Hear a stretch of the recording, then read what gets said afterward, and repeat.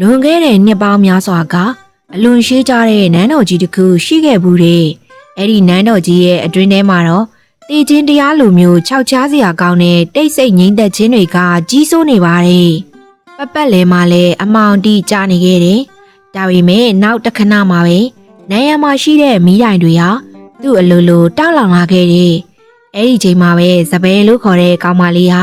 နန်းတော်ကြီးရဲ့အလဲမှာရုတ်တရက်ရောက်နေရကိုသတိပြုမိသွားတယ်ဒါဘာကြီးလဲငါအိပ်ပျော်နေရလေဘလို့လုပ်ပြီးတော့ဒီနေရာကိုရုတ်တရက်ရောက်လာရတာလေစပယ်ဟာကြောက်ကြောက်လန့်လန့်နဲ့ဟိုကြည့်တီကြီးလိုက်ကြည့်နေမိတယ်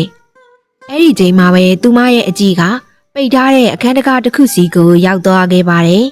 နောက်တစ်ခဏမှာတော့အဲ့ဒီပိတ်ထားတဲ့အခန်းထဲကနေပြီးတော့ထူးဆန်းတဲ့လှဝက်ချက်တွေပြည့်နေတဲ့အတန်ကြီးတစ်တန်ကဟိန်းကနေထွက်လာတဲ့ဖျားဒါဘာကြီးလဲအဲ့ဒီအခန်းထဲမှာတကယ်ပဲဘသူများရှိနေရလဲရုတ်တရက်ဆိုသလိုအခန်းထဲကအတန်တွေဟာတိတ်ဆိတ်သွားပြန်နေအဲ့ဒီနောက်မှာတော့လေးလံတုံဆိုင်နေတဲ့အတန်ကြီးတစ်တန်ကစပယ်ရဲ့နားထဲကိုတိုးဝင်လာပါတယ်နင်တနေ့ဒီကိုလာရမှာပဲကံကြမ္မာနင့်ကိုဒီကိုမရမကဆွဲခေါ်လာလိမ့်မယ်နင်ဘလို့မှမလွတ်မြောက်နိုင်ဘူးနင်ဟာလုံးဝကိုမလွတ်မြောက်နိုင်တော့ဘူးအဲ့ဒီနောက်စပယ်ရဲ့မျက်လုံးတွေပွင့်လာခဲ့တယ်သူမရဲ့တကူလုံးမှလည်းချွေးတွေနဲ့ရွှဲနေနေတာပေါ့သူမကတော့ဝါတဲအိမ်လေးထဲမှာလဲလျောင်းနေခဲ့ရပါတဲပြင်ဘက်ကိုထွက်လာပြီးအေးမြတဲ့လေညင်းလေးထဲမှာခဏလောက်ရက်နေမိတယ်တကယ်ကိုကြောက်စရာကောင်းတဲ့အိမ်မက်ကြီးပဲဟာရီယာပူရာလို့ခေါ်တဲ့ရွာလေးထဲမှာတော့အောင်ကြီးနဲ့အောင်ကျော်တို့တငယ်ချင်းနှစ်ယောက်ဟာတစ်ပင်ကြီးအောက်မှာထိုင်နေကြတယ်ဒီချိန်မှာရွာတကြီးကရောက်လာတယ်ဟေးအောင်ကြီးနဲ့အောင်ကျော်မင်းတို့နှစ်ယောက်ဘယ်တော့မှလူတော့တိုးမှလဲဘာဖြစ်လို့လဲတကြီးရဲ့အခုကဘာပြဿနာဖြစ်ပြန်ပြီလဲဘာဖြစ်ရမလဲမင်းတို့ကဘာမှအလုံးမရှိအကမရှိတဲ့လူပြင်းတွေလေအလုတ်လဲဘာမှမလုပ်အမြဲတမ်းလေးလွတ်နေကြတာအခုတော့မင်းတို့တွေခိုးနေကြ යි မလားတကြီးဘာတွေလျှောက်ပြောနေရလဲဗျတခုခုတော့မှားနေပြီထင်တယ်ဟဲကောင်လေးအပိုးလေးလာမပြောနဲ့မင်းညာကဦးကြီးရဲ့အိမ်မှာခိုးသွားတာမင်းတို့နှစ်ယောက်လက်ချက်ပဲမဟုတ်လားဦးကြီးကညာဘက်မှာမင်းတို့နှစ်ယောက်ထွက်ပြေးသွားတာကိုတေချာကိုမြင်လိုက်တယ်တဲ့ဒီတော့နားထောင်စမ်းမင်းတို့ခိုးထားတဲ့ပစ္စည်းတွေကိုမနှက်ပြန်နောက်ဆုံးထားပြီးတော့ပြန်ပေးလိုက်ကြဦးကြီးကိုအကုန်ပြန်ပေးလိုက်နော်မဟုတ်ရင်တော့ငါမင်းတို့ကိုနန်းတော်ထိတိုင်လိုက်မှာမင်းတို့တွေကတရွာလုံးကိုဒုက္ခတွေပေးနေတော့ဟာပဲတကြီးကအဲ့လိုပြောပြီးတော့ထွက်သွားပါတယ်တကယ်တော့ရွာတကြီးပြောတာကလည်းမှန်ပါတယ်အောင်ကြီးနဲ့အောင်ကျော်ကမိဘမဲ့ငယ်တငယ်ချင်းတွေဖြစ်ကြတယ်သူတို့ဟာဘာအလုံးမမလုပ်ကြပဲသူများပစ္စည်းတွေခိုးယူပြီးတော့ပဲအသက်မွေးဝမ်းကြောင်ပြုတ်နေကြတယ်ရွာတကြီးထွက်သွားပြီးတဲ့နောက်အောင်ကြီးကအောင်ကျော်ကိုကြည့်ပြီးတော့ပြောလိုက်ပါတယ်ဟဲ့ကောင်ဘာပဲဖြစ်ဖြစ်ဒီတကြီးကတော့အတော်လေးကိုစကားတွေများနေရေကွာဟုတ်တယ်ငါလည်းအဲ့လိုပဲထင်တယ်အဲ့ဒါဆိုဒီညတကြီးရဲ့အိမ်ကတစ်တာကိုပဲငါတို့အပြက်ရှင်းကြတာပေါ့အဲ့လိုနဲ့ညနေတဲ့အချိန်မှာညရဲ့တိတ်ဆိတ်ခြင်းတွေကလွှမ်းမိုးလာခဲ့တယ်အောင်ကြီးနဲ့အောင်ကျော်ဟာရွာတကြီးအိမ်ထဲကိုတိတ်တဆိတ်ခိုးဝင်သွားကြတယ်ဟဲ့အောင်တတိထားအောင်နော်တယောက်ယောက်နိုးသွားအောင်မေအမလေးကွာဘသူကနိုးမှလဲတကြီးရဲ့မိသားစုကစောစောအိတ်တက်တာမင်းလည်းသိတာပဲအခုဆိုအားလုံးကမြင်းတွေရောင်းပြီးတော့အိတ်နေကြလောက်ပြီးဟိုဒီလိုက်ကြည့်စမ်းပါဟာအောင်ကျော်ကအိမ်ထဲကိုတီးတီးချာချာလိုက်ကြည့်နေပါတယ်တကြီးရဲ့တစ်တာကဘယ်မှာရှိရလဲဘလို့ဖွင့်ရမလဲဆိုတာငါသိပြီးသားဒါသမ်းမှာငါနောက်လိုက်ခဲ့မကြခင်မှာပဲသူတို့နှစ်ယောက်ဟာတကြီးရဲ့တစ်တာရှိတဲ့အခန်းထဲကိုရောက်သွားကြတယ်အောင်ကြီးနဲ့အောင်ကျော်ဟာတစ်တာရဲ့တော့ကိုအတူတူဖွင့်ကြတယ်ခဏကြာမှတော့သူတို့တွေဟာအောင်မြင်သွားတယ်တစ်တာကြီးပွင့်သွားတာနဲ့သူတို့ရဲ့မျက်လုံးတွေလည်းအယောင်တောက်သွားကြတယ်ဟာပွားတာပဲတကြီးရဲ့တစ်တာထဲမှာပစ္စည်းတွေအများကြီးပဲကွက်တီပဲဟာ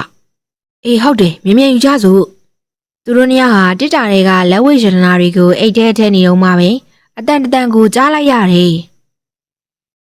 အေးနောက်ဆုံးတော့မင်းတို့နှစ်ယောက်ငါရဲ့တစ်တာကိုပါခိုးနေကြပြီပေါ့လေဟုတ်လားသူတို့နှစ်ယောက်ထိတ်လန့်သွားပြီးလှည့်ကြည့်လိုက်တော့ရွာတကြီးကသူတို့ရှေ့မှာရက်နေပါတယ်တကြီးခမဘလို့လုပ်ပြီးတော့ရောက်လာလဲငါမင်းတို့ကိုသတိပေးလိုက်တဲ့ကမင်းတို့ငါစီလက်စားချေဘူးလားမေးဆိုတာငါသိပြီးသားမင်းတို့မျက်နှာတွေကြည့်အောင်နဲ့ငါသိတယ်ဒါကြောင့်ငါကလက်ရဖမ်းဆီးဖို့စောင့်နေရလေ အခုတော့မိပြီပေါ့ကွာကဲအားလုံးလာကြဟေ့ဒီလိုလာကြခဏအတွင်းမှာပဲရွာသားတွေဟာမီးတိုင်တွေကိုစီနဲ့အိမ်ထဲကိုဝင်လာကြတယ်အောင်ကြီးနဲ့အောင်ကျော်လည်းကြောက်လန့်ပြီးတော့ထွက်ပြေးဖို့ကြိုးစားကြတယ်ဟဲ့အောင်ကြည့်မနေနဲ့မြန်ပြေးဟာသူတို့နှစ်ယောက်တရက်ချမ်းပြေးထွက်ကြတာပေါ့ဟဲ့ကောင်နေမလွတ်စိန်နဲ့သူတို့နောက်ကိုလိုက်ဖမ်းကြစမ်းငါရွှေတွေသူတို့စီမှာပါသွားပြီသူတို့လွတ်သွားရင်တော့ရွာကိုပြန်လာမှာမဟုတ်တော့အမြန်ဖမ်းကြဒီလိုနဲ့ရွာသားတွေလိုက်ဖမ်းကြလို့အောင်ကြီးနဲ့အောင်ကျော်လည်းတောထဲကိုရောက်သွားကြတယ်အဲ့ဒီချိန်မှာအောင်ကြီးကတောထဲကတဲရီလေးတစ်လုံးကိုမြင်လိုက်ပါတယ်ဟိုမှာတဲတစ်လုံးရှိရဲ့အဲ့ဒီမှာခဏလောက်ပုံနေကြရအောင်ရွာသားတွေသိမှာမဟုတ်ဟေးကွာလှုပ်မြင်လှုပ်သူတို့နှစ်ယောက်တဲတဲကိုပြေးဝင်သွားတဲ့အခါချောမောလာပါတဲ့မိန်းကလေးတစ်ယောက်ထိုင်နေရကိုတွေ့လိုက်ရတယ်သူမကတော့စပယ်ပဲဖြစ်ပါတယ်ရှင်တို့တွေဘသူတွေလဲငါတို့ကခီးသွားတွေပါဓမြတွေလိုက်နေလို့အသက်လူပြီးတော့ပြေးလာရတာပါဟုတ်တယ်အဲ့ဒီဓမြတွေဒီဘက်ကိုလာနေကြတာကျေးဇူးပြုပြီးငါတို့အသက်ကိုကယ်ပါအောင်ဟာမဟုတ်ရင်ငါတို့ကိုတပ်ပစ်လိုက်မယ်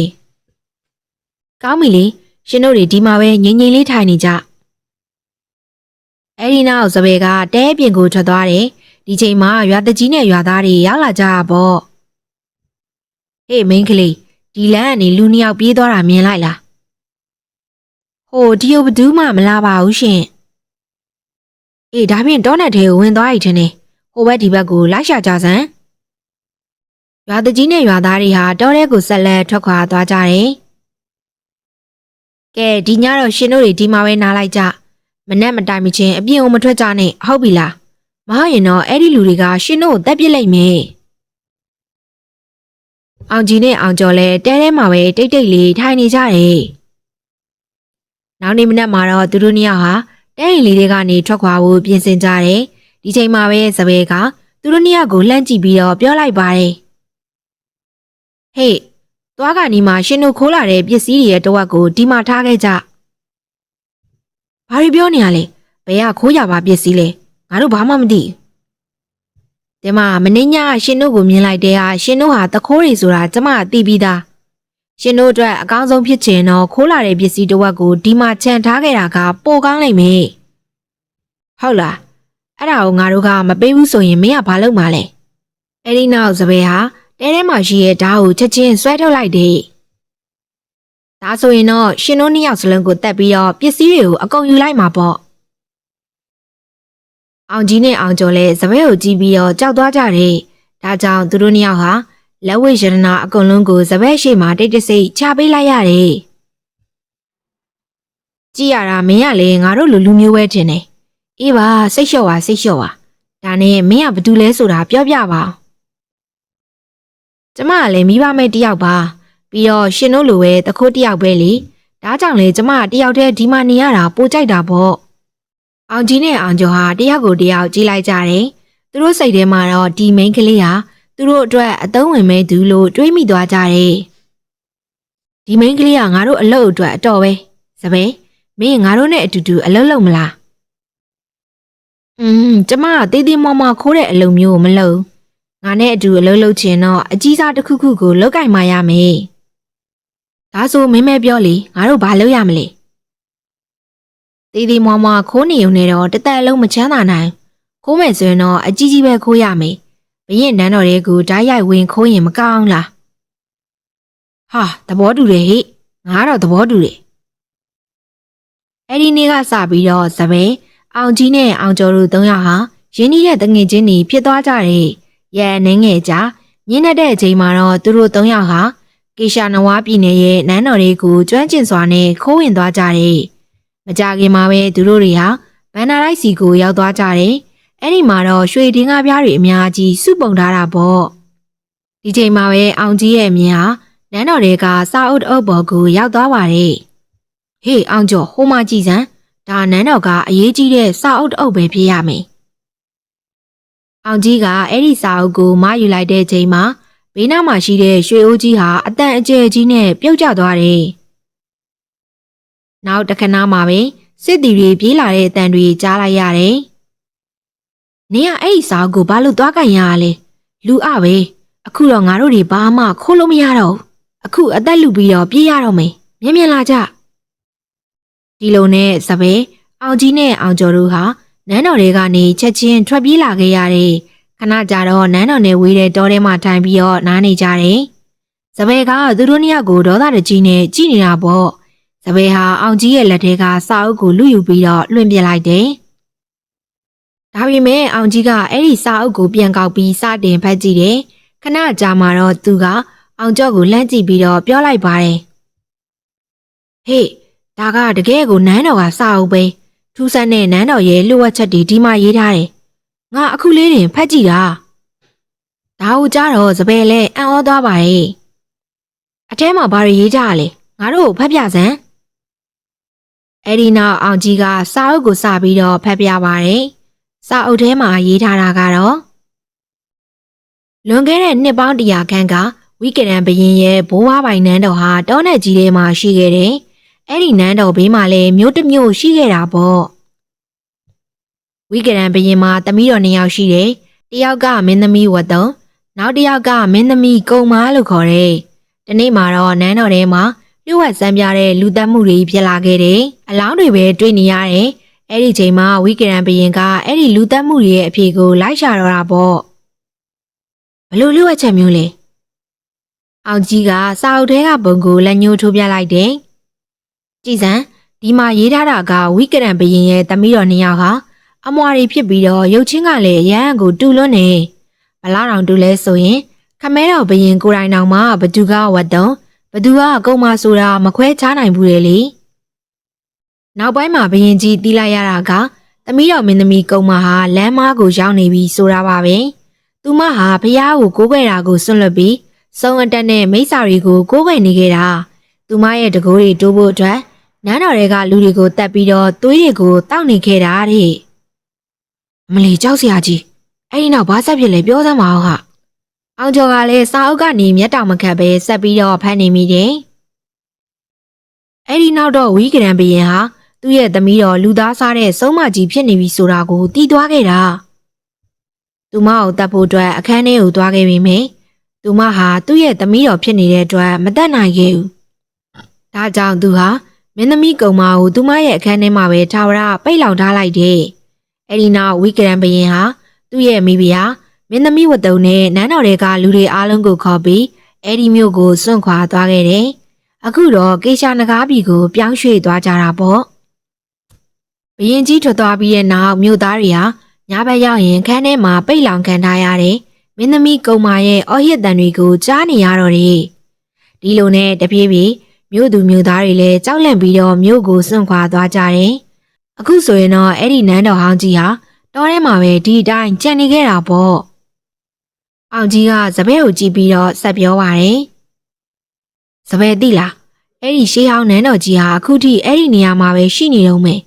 အဲ့ဒီပိတ်ထားတဲ့အခန်းတွေကမင်းသမီးရဲ့အော်တန်တွေကလည်းအခုထိကိုကြားနေရတော့မယ်တဲ့ကောင်းပြီအဲ့ဒါကိုရှင်တို့တွေဘလို့နားလေလိုက်လဲအဲ့ဒီမှာနားလေစရာဘာရှိလို့လဲဒါကဘရင်ဘိုးဘွားတွေရဲ့တမိုင်းမဲလေအဲ့ဒါငါတို့နဲ့ဘာဆိုင်လို့လဲရှင်တို့ကတကယ်ကိုလူအတွေပဲစာအုပ်ထဲမှာရေးထားတာကဘရင်ကြီးကအဲ့ဒီနန်းတော်ကိုတညာထဲနဲ့ချက်ချင်းစွန့်ခွာသွားတာလေအဲ့ဒါဘာလို့ဆိုလိုတာလဲဆိုတော့အဲ့ဒီနန်းတော်ထဲမှာဘန္နာတိုက်ကြီးကကြံနေခဲ့ဦးမှာပေါ့ဒါအပြင်ဘရင်ကြီးရဲ့ရှေးဟောင်းရတနာတိုက်ကြီးဟာလည်းအခုထိအဲ့ဒီနန်းတော်ထဲမှာပဲရှိနိုင်သေးတယ်ဒါကိုကြားလိုက်ရတဲ့အခါစပယ်ရဲ့မျက်နှာမှာပျော်ရွှင်ရိပ်တွေဖြတ်ပြေးသွားပါတယ်ငါကတော့နင်ဟာလူအလူပဲကျင်နေတာအခုတော့နင်တော်တော်လေးပါနေတာပဲနင်ပြောတာအမှန်ပဲငါသဘောတူတယ်အဲ့ဒီနောက်အောင်ကြီးဟာအလေးနဲ့စဉ်းစားကန်ဝင်သွားပါတယ်ဒါပေမဲ့အဲ့ဒီစာအုပ်ထဲမှာရေးထားတာကပိတ်ထားတဲ့အခန်းထဲမှာမင်းသမီးကုံမာရဲ့အော်ဟစ်တန်တွေကဒီနေ့ထိပဲ့တင်ထက်နေတော့မဲတယ်လေအဲ့ဒါငါတို့နဲ့ဘာဆိုင်လို့လဲငါတို့ကအဲ့ဒီနန်းတော်ကိုသွားရှာရုံပဲလေအကယ်၍အဲ့ဒီမှာရတနာရီသာတွေ့ခဲ့ရင်ငါတို့တယောက်တစ်ဝက်စီခွဲပြီးတော့ကိုလန်းကိုသွားကြတာပေါ့အေးလေအဲ့ဒါအကောင်းဆုံးပဲကဲဒါဖြင့်ဘာလို့စောင့်နေအောင်မလဲသွားကြစို့စာအုပ်ထဲမှာဒီနန်းတော်ရဲ့မြေပုံလေးပါမှာပဲလာအဲ့ဒီနန်းတော်ကိုသွားရှာကြရအောင်အဲ့လိုပြောပြီးတော့စပယ်ဟာရေဦးထဲကရေကိုတောက်လိုက်ပါတယ်ရုတ်တရက်သူမရဲ့မျက်နှာဟာတီကြည်လေးနဲ့သွားပါတယ် ဒါနဲ့မင်းသမီးဝတ်တုံရောဘာဖြစ်သွားလဲဘယ်ကမင်းသမီးဝတ်တုံလဲခုနနင်ပြောပြနေတဲ့ပုံမြင်တွေကမင်းသမီးဝတ်တုံလေဒီတော့မှအောင်ကျော်ကစာအုပ်ကိုပြန်ပြီးတော့ဖွင့်ကြည့်လိုက်တယ်။အော်ဒီမှာရေးထားတာကတော့ကေရှာနဂါးပြည်မှာသွားပြီးတော့နေထိုင်ပြီးတဲ့နောက်တနေ့မှာပေါ့မင်းသမီးဝတုံကနန်းတော်ရဲ့ခေါင်းမိုးပေါ်မှာရက်နေရင်ကနေရုတ်တရက်ချေချော်ပြီးတော့ပြုတ်ကျကတေဆုံးသွားခဲ့တယ်တဲ့။ဒီတော့စပယ်လေးစဉ်းစားခဲဝင်သွားတယ်။ဟေ့ဘာလို့ဒီလောက်တောင်မှစဉ်းစားနေရလဲ။ငါလည်းမသိဘူး။ဘာကြောင့်လဲမသိဘူးဒီပုံမြင်ကငါနဲ့တော်တော်လေးရင်းနှီးနေတယ်လို့ခံစားရတယ်။ထားလိုက်ပါတော့လေငါတို့အဲ့ဒီနန်းတော်ကိုသွားရှာကြတာပေါ့။ဒီလိုနဲ့နောက်နေ့မှာတော့သူတို့၃ယောက်ဟာစာအုပ်ထဲကမြေပုံအတိုင်းတောထဲမှာနန်းတော်ကိုလိုက်ရှာကြပါတယ်။သူတို့တွေတောထဲမှာတော့ကြအောင်လမ်းပြောင်းနေခဲ့တယ်။ဒီနောက်စပယ်ရဲ့အကြီးကတောင်ကုန်းတစ်ခုပေါ်ကိုရောက်သွားပါတယ်။ဟိုမှာကြည်စံနန်းတော်ကြီးတစ်ခုလိုပဲအဲ့ဒီမှာပျက်စီးနေတဲ့နန်းရံတွေကိုကြည့်ရတာစာအုပ်ထဲကနန်းတော်ပဲဖြစ်ရမယ်။အောင်ကြီးနဲ့အောင်ကျော်တို့လည်းနန်းတော်ကိုလှမ်းကြည့်လိုက်ကြတယ်။ဒီနောက်၃ယောက်သားနန်းတော်စီကိုဦးတည်သွားကြတယ်။ညဘက်ကိုရောက်သွားပါပြီ။နန်းတော်ထဲမှာတော့ထူဆန်းပြီးတော့ခြောက်ချားစရာကောင်းတဲ့တိတ်ဆိတ်ခြင်းတွေကကြီးစိုးနေတယ်။စပယ်ကနန်းတော်ကိုအံ့ဩတကြီးနဲ့ကြည့်နေမိတယ်။ဟေ့မင်းကလေဒီနန်းတော်ကိုအရင်တည်းကတိနေတဲ့လူလိုမျိုးကြည့်နေတယ်။ဘာဖြစ်လို့လဲ။ထူးဆန်းလိုက်တာလွန်ခဲ့တဲ့ရက်ပိုင်းကစပြီးတော့ငါအိမ်မက်တစ်ခုတည်းကိုခဏခဏမှတ်တယ်။အဲ့ဒီအိမ်မက်ထဲမှာငါဒီနန်းတော်ကြီးကိုပဲမြင်နေရတာဟာစပယ်ရဲ့အတန်ဟာတဖြည်းဖြည်းလေးလံလာတယ်။အိမ်မက်ထဲမှာနန်းတော်တွေကအခန်းတစ်ခုကိုမြင်ရပြီးအဲ့ဒီအခန်းထဲကနေမိန်းမတစ်ယောက်ရဲ့ထူးဆန်းတဲ့အော်ဟစ်တန်ကိုလည်းကြားနေရတာ။ဒါကိုကြားလိုက်ရတဲ့အခါအောင်ကြီးနဲ့အောင်ကျော်တွေလည်းအလန့်တကြားနဲ့တုန်လှုပ်သွားကြတယ်။ဘာအဲ့ဒီเจ้าကဒီစာအုပ်ထဲမှာလည်းပါတယ်လေမင်းသမီးကုံမာကိုအခန်းထဲမှာပိတ်လောင်ထားခဲ့တာအဲ့ဒီချိန်ကစပြီးဒီအခန်းထဲကနေသူမရဲ့အော်ဟစ်တန်တွေကအခုထိကိုကြားနေရတော့မယ်တဲ့စပယ်နင့်ကငါစာအုပ်ဖတ်ပြတော့ကဒီအိမ်မက်အကြောင်းဘာလို့အရှင်မပြောရလဲငါတို့သိရင်ဒီနန်းတော်ဘက်ကိုဘယ်တော့မှလာမှာမဟုတ်ငါကြိမ်ပြောရဲတယ်အမလေးအိမ်မက်ဆိုတာအိမ်မက်ပဲလေငါအဲ့ဓာတွေကိုအလေးနဲ့မထားပါဘူးဟာနေစာအုပ်ထဲမှာဖတ်ပြတော့ကဘရင်ဘိုးဝါတွေကသမီးတော်ကိုခန်းထဲမှာပိတ်လောင်ထားခဲ့တယ်ဆိုတာသိရတော့ငါလည်းအံ့ဩသွားတယ်အိမ်မက်ထဲမှာတော့နန်းတော်နဲ့အော်ဟစ်တန်တွေထွက်နေတဲ့အခန်းကဒီနန်းတော်ပဲဖြစ်မယ်လို့ငါထင်နေခဲ့တာအခုငါထင်တဲ့အတိုင်းဖြစ်နေပြီဟာဒါဆိုမင်းမကြောက်ဘူးလားဘာလို့ကြောက်ရမှာလဲငါကြောက်စိတ်ကိုရင်ဆိုင်ရတာကြိုက်တယ်ကြောက်ပြီးတော့ရှင်သန်ရမယ့်မိမစာမျိုးမဟုတ်ဘူးဘာပဲဖြစ်ဖြစ်ဒီနန်းတော်ထဲမှာရတနာတွေရှိနေလို့ငါ့ကိုလှမ်းခေါ်တာလည်းဖြစ်နိုင်တာပဲကဲပါအခုအဲ့ဒီကြောင်းနေထားလိုက်တော့ရတနာတွေကိုလိုက်ရှာကြရအောင်စပယ်ရဲ့စကားကြောင့်အောင်ကြီးနဲ့အောင်ကျော်တို့လည်းနန်းတော်ထဲမှာရတနာတွေကိုလိုက်လံရှာဖွေကြတယ်၃ယောက်သားနေရာအနှံ့ကိုအသေးချာရှာဖွေကြပေမယ့်ဘာတစ်ခုမှမတွေ့ခဲ့ကြပါဘူးဒီနောက်သူတို့၃ယောက်ဟာပိတ်ထားတဲ့အခန်းတကားကြီးတစ်ခုရဲ့ရှေ့မှာလာရက်မိကြတယ်နန်းတော်တစ်ခုလုံးနေရာနှံ့အောင်ရှာပြီးပြီဘာမှမတွေ့ငါတို့ဘလို့နေရာကြီးရဲ့ရောက်နေရတာလဲဟာ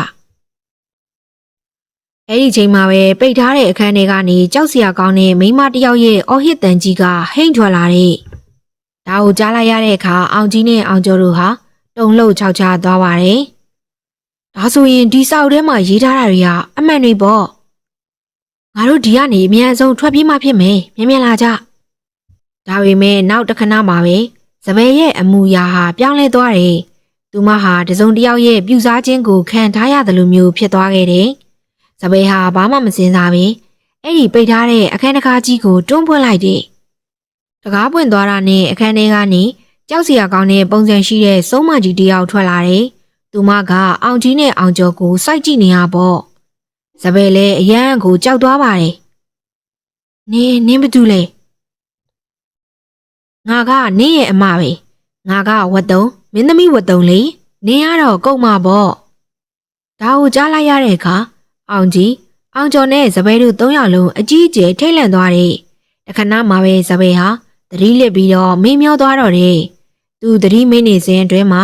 စပယ်ရဲ့မျက်လုံးထဲမှာအတိတ်ကအဖြစ်အပျက်တွေဟာမြင်ကွင်းတွေဖြစ်ပြန်ပေါ်လာတော့တယ် ဘရင်ကြီးဟာနန်းတော်ရဲ့ပန်းချံထဲမှာစိတ်ပူပန်စွာနဲ့လမ်းလျှောက်နေတယ်။အဲ့ဒီချိန်မှာပဲဝန်ကြီးရောက်လာတယ်။ဝန်ကြီးပြီးခဲ့တဲ့10 ရက်အတွင်းမှာပဲနန်းတော်တွေကလူ10 ယောက်ရဲ့အလောင်းတွေကိုတွေ့ခဲ့ရတယ်။လူသက်သမားကိုတော့ရှာလို့ရပြီလား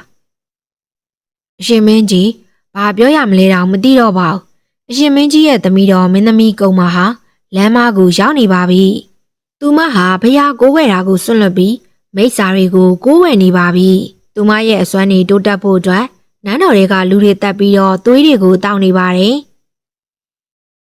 ။ဘာသမီးတော်ဖြစ်ဖြစ်သားတော်ဖြစ်ဖြစ်ဘသူမဆိုအမားလို့ရင်တော့အဆုံးသက်ကတေချင်းတရားပဲဖြစ်ရမယ်ဝန်ကြီး။အဝေးကနေဒီမြင်ကွင်းကိုလှမ်းကြည့်နေတဲ့မင်းသမီးကုံမဟာအရန်ကိုထိတ်လန့်သွားပါတယ်။ဝန်ကြီးကငါရဲ့လှုပ်ဝက်ချက်ကိုတီးသွားပြီ။ငါရဲ့အကြံတွေပေါက်ကြားကုန်ပြီ။ငါအခုထိမသိနိုင်တဲ့အတက်ကိုမရသေးဘူး။အကယ်၍ခမဲတော်ဟာငါ့ကိုတက်လိုက်ရင်ငါရဲ့အိမ်မက်တွေအကုန်လုံးပျက်စီးကုန်တော့မှာပဲ။ကုံမဟာအလေးနဲ့စဉ်းစားကန်းဝင်သွားပါတယ်။ပြီးတော့သူမရဲ့မျက်နှာမှာရက်ဆက်တဲ့အပြုံးတစ်ခုပေါ်လာပါတယ်။ငါမှအမွှာညီမဝတ်တုံရှိနေရပဲ။ငါဘာလို့ကြောက်နေရမှာလဲ။ကုံမဟာသူ့ရဲ့အမွှာညီမဝတ်တုံရဲ့အခန်းထဲကိုရောက်သွားခဲ့တယ်။ဝတ်တုံကတော့မှန်ရှိမှထိုင်နေရပေါ့။ဟောကုံမဒီနေ့မှထူးထူးဆန်းဆန်းငါအခန်းထဲကိုဘလို့ဖြစ်ပြီးတော့ရောက်လာရတာလေ။ကုံမဟာဂါရမန်နန်တရားတွေကိုအကျယ်ကြီးရွတ်ဆိုလိုက်တယ်။ဒီနောက်ဝတ်တုံရဲ့မျက်နှာကိုမှုတ်ထုတ်လိုက်ပါတယ်။ခဏကြာတော့ဝတ်တုံရဲ့မျက်နှာဟာကြောက်စရာကောင်းတဲ့ပုံစံမျိုးပြောင်းလဲသွားတယ်။ဝတ်တုံဟာမှန်ထဲမှာသူမရဲ့မျက်နှာကိုကြည့်ပြီးထိတ်လန့်တကြားနဲ့အော်ဟစ်လိုက်တာပေါ့။အဲ့ဒီချိန်မှာပဲဘရင်ကြီးဟာဝန်ကြီးနဲ့အတူအခန်းထဲကိုဝင်လာပါတယ်။ခမဲတော်ကြည်စမ်းမအောင်သမီးရဲ့ညီမလေးကလူတွေရဲ့သွေးကိုတောက်နေရသူမရဲ့မျက်နှာကဘလောက်တောင်မှကြောက်စရာကောင်းနေလဲဆိုတာကြည့်ပါဦးဘရင်ကြီးဟာဒေါသတွေထွက်သွားတော့တယ်ငါအကုန်သိပြီးသွားပြီဝတ်တုံငါနင့်ကိုအသက်ရှင်ခွင့်ပေးမှာမဟုတ်တော့ဘူးခမဲတော်ကြီးသမီးကကုံမမဟုတ်ပါဘူးသမီးကဝတ်တုံမှာကုံမကခမဲတော်ရဲ့ဘေးမှာရက်နေရပါရှင်ဘာရီလျှောက်ပြောနေရလဲနင်ကကုံမပဲဝတ်တုံကငါဘေးမှာရက်နေတာနင်ကမှကုံမဘရင်ကြီးဟာဓာတ်ကိုမြောက်လိုက်ပြီးမဲ့သူ့ရဲ့လက်တွေကတုံရင်သွားတယ်မဖြစ်ဘူးငါအဲ့လိုတော့မလုပ်နိုင်ငါသမီးကိုငါမတတ်နိုင်ဘူးဘရင်ကြီးဟာဆုံးဖြတ်ချက်တစ်ခုကိုချလိုက်ပါတယ်သူ့ကိုဒီအခန်းထဲမှာပဲထာဝရပိတ်လောင်ထားလိုက်မယ်ငါတို့ဒီနန်းတော်ကိုစွန့်ခါပြီးတော့မြို့အစ်စ်ကိုသွားတယ်ကြမယ်ဘရင်ကြီးဟာဝန်ကြီးနဲ့အတူအဲ့ဒီနေရာကနေထွက်ခွာသွားခဲ့တယ်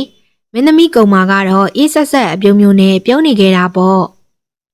နင်အမှန်တိုင်းပြောနေလေခမဲတော်ကနင်စကားကိုယုံကြည်မှမဟုတ်ဘူးအခုတော့နင်ဟာဒီအခန်းထဲမှာပဲတနှုံနှုံနဲ့တီးဆုံးသွားရတော့မှာအဲ့ဒီချိန်မှာပဲမင်းသမီးဝတ်တုံကနာနာချင်းချင်းနဲ့အော်ဟစ်လိုက်တယ်ကုံမာနင်တနေ့မှဒီကိုလာရမယ်ငါလက်စားမချေရမချင်းငါဝိညာဉ်ကဘယ်တော့မှအေးချမ်းမှာမဟုတ်ရက်ဆက်တဲ့ကုံမာကတော့အခန်းပြင်ကိုထွက်သွားခဲ့တယ်အဲ့ဒီအခန်းတကာကြီးကိုလည်းထာဝရအတွက်ပိတ်ပစ်လိုက်ကြတယ်အိမ်မက်တဲကနေစပယ်ရဲ့မျက်လုံးတွေပွင့်လာခဲ့တယ်သူမရဲ့မျက်လုံးတွေကနေမျက်ရည်တွေစီးကျလာပြီးအဲ့ဒီကြောက်စရာကောင်းတဲ့ဝိညာဉ်မကြီးကိုကြည့်နေမိတယ်နင့်ကြောင့်ငါဟာဒီအခန်းထဲမှာပိတ်လောင်ခံခဲ့ရတယ်ငါရဲ့ဝိညာဉ်ဟာရာစုနှစ်ပေါင်းများစွာနာကျင်ခံစားခဲ့ရတယ်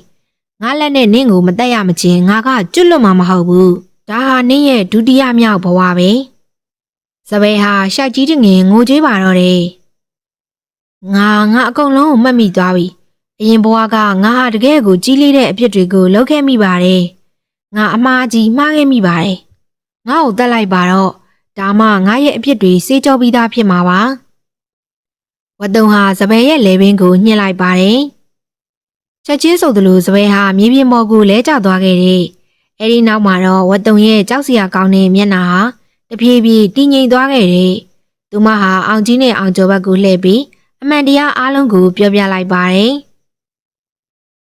မင်းတို့နှစ်ယောက်ဒီကနေထွက်သွားလို့ရပြီငါရဲ့အမှန်တရားကိုကဘာကြီးသိအောင်ပြောပြပေးကြပါကုံမာလို့ထင်ပြီးငါ့ကိုပိတ်လောင်ထားတဲ့အခန်းထဲမှာကုံမာရှိနေခဲ့တာမဟုတ်ပါဘူးအပြစ်မဲ့တဲ့ဝတ်တုံသားရှိနေခဲ့တာပါလို့လူတွေကိုလိုက်ပြောပေးကြပါရုတ်တရက်အလင်းတန်းကြီးတစ်ခုပွင့်ထွက်လာခဲ့တယ်ဝတ်တုံရဲ့ခန္ဓာကိုယ်ဟာတဖြည်းဖြည်းနဲ့ပျောက်ကွယ်သွားပါတော့တယ်အောင်ကြီးနဲ့အောင်ကျော်ဟာနန်းတော်ကိုဓာတ်ရိုက်သွားပြီး ဝိကရန်ဘရင်ကိုအဖြစ်အပျက်အကုန်လုံးပြောပြလိုက်ကြတယ်။အဲဒီနေ့ကစပြီးအောင်ကြီးနဲ့အောင်ကျော်တို့ဟာသူတို့ရဲ့ဘဝကိုပြောင်းလဲပြစ်လိုက်ကြတယ်။သူတို့ဟာအမြဲတမ်းကောင်းမှုကုသိုလ်တွေကိုပဲလှုပ်ဆောင်သွားကြပါတယ်။ပိတ်ထားတဲ့ခန်းထဲကအော်တန်ဟာတကယ်တော့ရာစုနှစ်ပေါင်းများစွာတရားမျှတမှုကိုစောင့်ဆိုင်နေတဲ့အပြစ်မဲ့တဲ့ဝိညာဉ်တစ်ခုရဲ့ခေါ်သံပဲဖြစ်ပါတော့တယ်။ဟုတ်ကဲ့ပါဒီနေ့အတွက်ပုံမြင်လေးကတော့ဒီလောက်ပါပဲเนาะပုံမြင်လေးကိုကြိုက်နေတတ်တယ်ဆိုရင်တော့ channel လေးကိုလည်း like and subscribe နှိပ်ခဲ့ပေးဖို့တောင်းဆိုချင်ပါတယ်။နောက်ထပ်ပုံမြင်အသစ်တွေနဲ့ပြန်လာခဲ့ပါအောင်မယ်ရှင်။